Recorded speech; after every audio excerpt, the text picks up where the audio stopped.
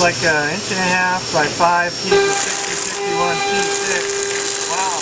How fast are you running that safe mill? 6,000 RPM, 160 inches a minute, with 233,000 steps a cut. Oh man.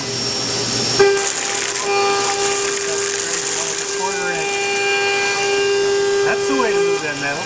Yeah, getting rid of it. So what's this next cutter coming up? This is a 3/4 inch 3 flute. Carbide? Carbide, running 12,000 RPM, 700,000 steps a cut at 225 inches a minute. Man, that's scary. Look at that.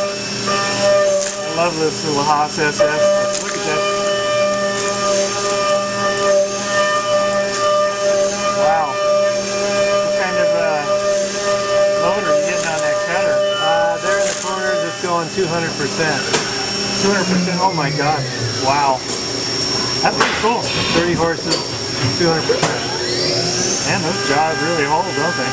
Yeah. Keep in mind, it's just 60 thousandths of material it's holding on to. That's crazy.